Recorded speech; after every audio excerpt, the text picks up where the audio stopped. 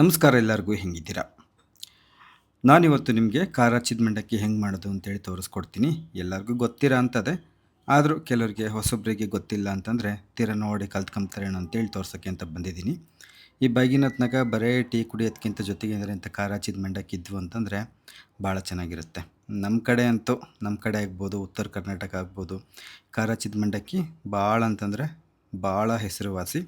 ಅಷ್ಟೇ ಚೆನ್ನಾಗಿರ್ತವೆ, ಅಷ್ಟೇ ರುಚಿಯಾಗಿರ್ತವೆ. ಹಾಗಾದ್ರೆ ಇದನ್ನು ಹೆಂಗೆ ಮಾಡೋದು ಅಂತೇಳಿ ನೋಡೋಣ ಬನ್ನಿ. ತುಂಬ ಸರಳವಾಗಿರ್ತಕ್ಕಂಥ ವಿಧಾನದಲ್ಲಿ ನಾನು ನಿಮಗೆ ತೋರಿಸ್ತಾ ಇದ್ದೀನಿ.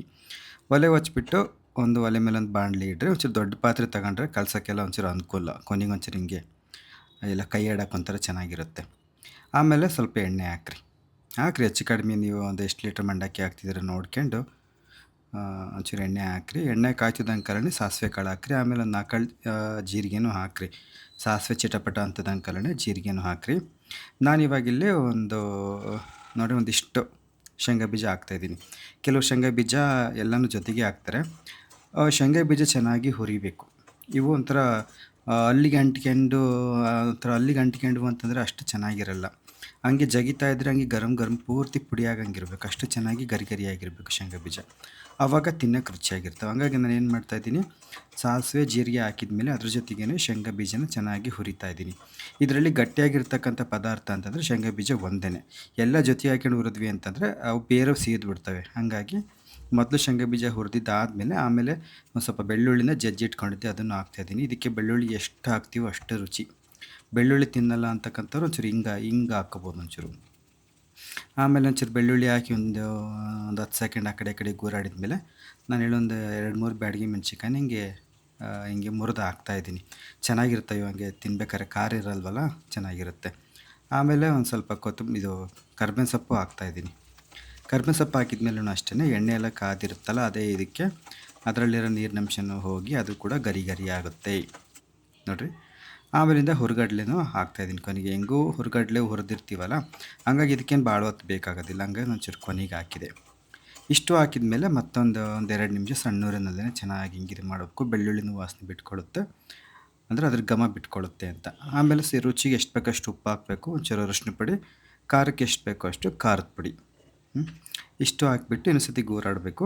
ಆಮೇಲಿಂದ ಇವನ್ನ ಹಾಕ್ತಿದ್ದಂಗೆ ಕರೆಂಟ್ ಸ್ಟವ್ ಆಫ್ ಮಾಡಬೇಕು. ಭಾಳ ಹೊತ್ತು ಹಂಗೆ ಗೂರಾಡಿದ್ವಿ ಅಂತಂದರೆ ಅದು ಅರಶಿನ ಪುಡಿ ಖಾರದ ಪುಡಿ ಥರ ಸೀದಂಗೆ ಆಗಿಬಿಡುತ್ತೆ. ಯಾಕಂತಂದರೆ ಬಾಣಲಿ ಕಾದಿರುತ್ತೆ ನೋಡಿರಿ ಭಾಳ.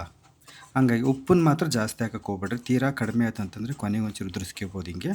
ಹಾಗಾಗಿ ಉಪ್ಪನ್ನು ನೋಡಿ ಹಾಕಿರಿ.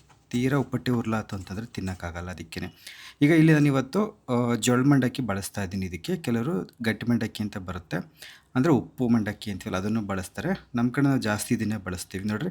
ಇದು ಹಿಂಗೆ ಗರಿಯಾಗಿತ್ತು ಅಂತಂದರೆ ಸ್ಟವ್ ಆಫ್ ಮಾಡಿ ಇವನ್ನ ಹಾಕಿ ಕೈ ಆಡ್ರಿ. ಇಲ್ಲ ಒಂಚೂರು ಮೆತ್ತಗಾಗಿದ್ದವಪ್ಪ ಶೀತಕ್ಕೆ ಏನಾದಾದರೆ ಒಂಚೂರು ಆಮೇಲಿಂದ ಒಂಚೂರು ಮತ್ತೆ ಇನ್ನೊಂದು ಸತಿ ಸ್ಟವ್ ಹಚ್ಚಿ ಇನ್ನೊಂದು ಸ್ವಲ್ಪ ಹೊತ್ತು ಹಿಂಗೆ ಗೂರಾಡಿದ್ರಿ ಅಂತಂದರೆ ಒಂಚೂರು ಗರಿ ಆಗ್ತವೆ. ಹಿಂಗೆ ಒಂದು ಮಂಡಕ್ಕಿ ತಗೊಂಡು ಹಿಂಗೆ ಕೈ ಬೆಳ್ಳ ಹಿಂಗೆ ಅಂದ್ವಿ ಅಂದರೆ ಪುಡಿ ಆಯ್ತಂದರೆ ಗರಿ ಆಗಿದೆ ಅಂತ ಗೊತ್ತಾಗುತ್ತೆ. ಇಲ್ಲ ಒಂದು 4 ಕಾಳು ಬಾಯಿಗೆ ಹಾಕ್ಕೊಂಡು ಜಗೋದ್ರು ಗೊತ್ತಾಗುತ್ತೆ. ಆಮೇಲಿಂದ ಚೆನ್ನಾಗೆಲ್ಲ ಕಲಸ್ರಿ.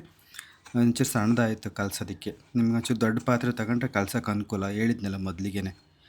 ಹಂಗಾಗಿ ನಾನು ಏನು ಮಾಡ್ತೀನಿ ಅಂತ ಒಂದು ಹರಿವಾಣಕ್ಕೆ ಹಾಕ್ಯಂತೀನಿ. ಒಂದು ಹರಿವಾಣದಿಂದ ಮತ್ತೆ ಇನ್ನೊಂದು ಪಾತ್ರೆಗೆ ಹಾಕ್ಯಂತೀನಿ. ಒಂಥರ ಹಿಡ್ದಂಗೆ ಆಗ್ಬಿಡುತ್ತೆ ನನಗಂತೂ. ಹಂಗಾಗಿ ಇದನ್ನು ಮಾಡ್ಕೊಳಮೇಲೆ ನೀವು ಯಾರು ಬೈಕೊಳಕ್ಕೆ ಹೋಗ್ಬೇಡ್ರಿ.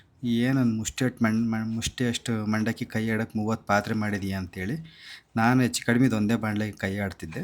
ನೀವು ಒಂಚೂರು ನೋಡ್ಕೊಂಡ್ರೆ ನಿಮಗೂ ಒಂದು ಐಡಿಯಾ ಬರುತ್ತಲ್ಲ, ಹಾಗಾಗಿ ತೋರ್ಸೋಣ ಅಂತೇಳಿ ನಾನು ಇವಾಗ ಹರಿವಾಣಕ್ಕೆ ಹಾಕ್ಯಂಡೆ. ಹರಿವಾಣದಾಗೂ ಅಷ್ಟೇ ಮಂಡಕ್ಕಿ ಆ ಕಡೆ ಈ ಕಡೆ ಬಂದು ಅಂತೇಳಿ ಮತ್ತೊಂದು ಪಾತ್ರೆಗೆ ಹಾಕ್ಕೊಂಡು ಚೆನ್ನಾಗಿ ಕೈ ಆಡಿಕ್ಕಿದೆ. ಮಂಡಕ್ಕಿ ಹೆಂಗಪ್ಪ ಅಂತಂದರೆ ಇದನ್ನು ಊರು ತುಂಬ ತಾಟ್ಪಲ್ಲ ಹಾಸಿ ಕಲಸಿದ್ರು ಊರಿಂದ ಆಚೆಗೆ ನೆಗೆದಿರ್ತವೆ ಅಂಥ ಮಂಡಕ್ಕಿ ಇವು. ಹಂಗಾಗಿ ಚೆಲ್ತವೆ ಅಂತೇಳಿ ಮತ್ತಿನ್ನೊಂದು ಸತಿ ಪಾತ್ರೆಗೆ ಹಾಕಿ ಕಲಿಸ್ದೆ. ನೀವು ಯಾರು ಹಿಂಗೆ ಇಂಥ ಬದುಕು ಮಾಡ್ಕೊಳಕ್ಕೆ ಹೋಗ್ಬೇಡ್ರಿ. ತಗೋಬೇಕಾದ್ರೆ ಒಂಚೂರು ದೊಡ್ಡ ಪಾತ್ರೆ ತಗೊಂಡು ಇಂಥದ್ದೊಂದು ಇದು ಮಾಡ್ಕೊಂಡ್ರಿ ಅಂತಂದರೆ ಕೈ ಆಡೋಕ್ಕೆಲ್ಲ ಅನುಕೂಲ.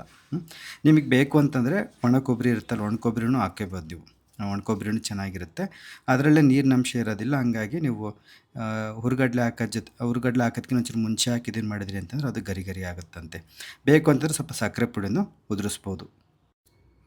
ಆಮೇಲೆ ಕೆಲವರು ಮತ್ತೆ ಇನ್ನೂ ಸ್ವಲ್ಪ ಹುರ್ಗಡ್ಲೆನೂ ಪುಡಿ ಮಾಡಿ ಕೂಡ ಉದುರಿಸ್ತಾರೆ.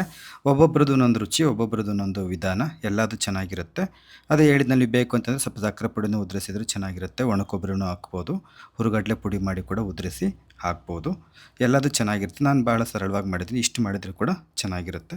ನಿಮಗೆ ಇಷ್ಟ ಆಗಿತ್ತು ಅಂತಂದರೆ ಇದನ್ನು ಮಾಡಿಬಿಟ್ಟು ಹೇಗೆ ಬಂತು ಅಂತ ನನಗೆ ತಿಳಿಸಿ. ತುಂಬ ಅಂತಂದರೆ ತುಂಬ ಚೆನ್ನಾಗಿರುತ್ತೆ. ಆಳು-ಮೂಳು ತಿನ್ನೋದಕ್ಕಿಂತ ಇದು ಭಾಳ ಒಳ್ಳೆಯದು. ಸರಿ ಆಯಿತು, ನಾನು ನಿಮ್ಮನ್ನು ಮತ್ತೆ ಭೇಟಿ ಮಾಡ್ತೀನಿ ಅಂತ. ನೋಡೋದಕ್ಕಾಗಿ ಧನ್ಯವಾದಗಳು. ನಮಸ್ತೆ.